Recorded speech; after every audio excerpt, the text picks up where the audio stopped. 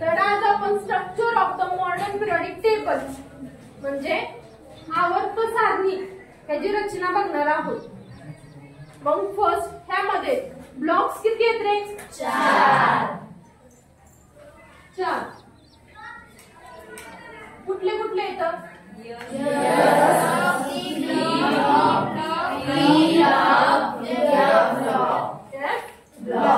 हे झालं तर आपलं 4 ब्लॉक. नंतर ह्यामध्ये गण बघूया. गण म्हणजे गण किती आहेत रे? 18. नंतर व्हर्टिकल कॉलम्स ग्रुप किती आहेत टोटल ग्रुप? 18. चला मोजा. 1 2 3 4 5 6 7 8 9 10 11 12 13 14 15 16 17 18 किती आहे टोटल? 18 आहेत. नंतर आपण row is equal to horizontal. नंतर त्याला काय म्हणायचं? पिरियड. पण पिरियड टोटल किती येतं? 6. कसे मोजायचे? आडवे. मराठीमध्ये काय म्हणायचं त्याला?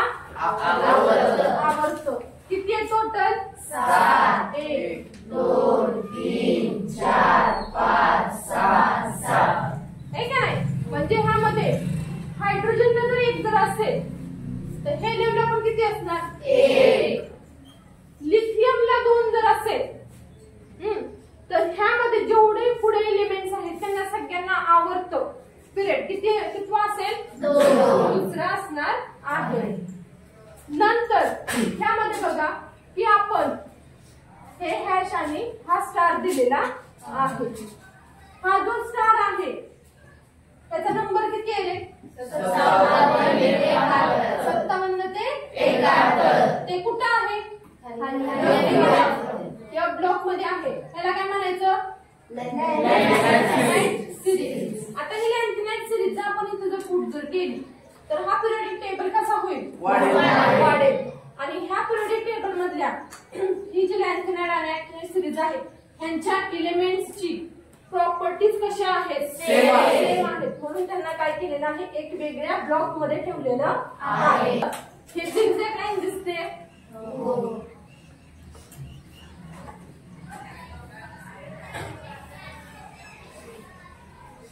ही जी झिगझॅग लाईन जी आहे ह्या झिगझॅग लाईन वरचे जे एलिमेंट्स आहेत ते काय आहेत रे? धातू म्हणजे मेटल्स. ह्या झिगझॅग लाईनच्या लेफ्ट साइडला सगळे एलिमेंट्स काय आहेत? मेटल्स म्हणजे धातू. साइडला जे सगळे एलिमेंट्स आहेत ते कसे आहेत? मेटल्स म्हणजे धातू. आणि ह्या झिगझॅग लाईन वरती जेवढे एलिमेंट्स आहेत ते सगळे काय आहेत? मेटल्स म्हणजे धातू सदृश्य.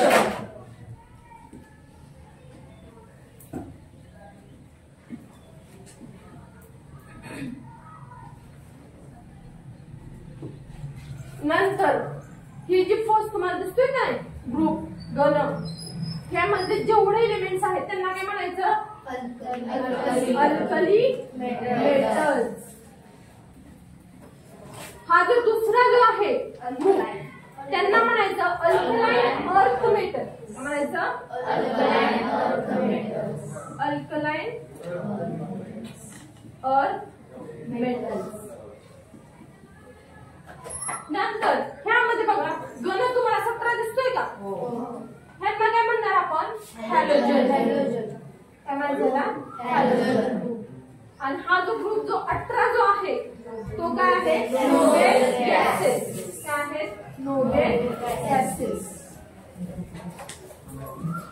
नोबेल गॅसेस का? तर ह्याची जी ऑक्टेट जी आहे अजून ह्याला एक नाव आहे 0 ग्रुप. काय म्हणायचं?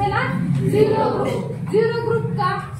तर ह्याची व्हॅलेन्सी जी आहे ती कशी असते? फुलफिल असते.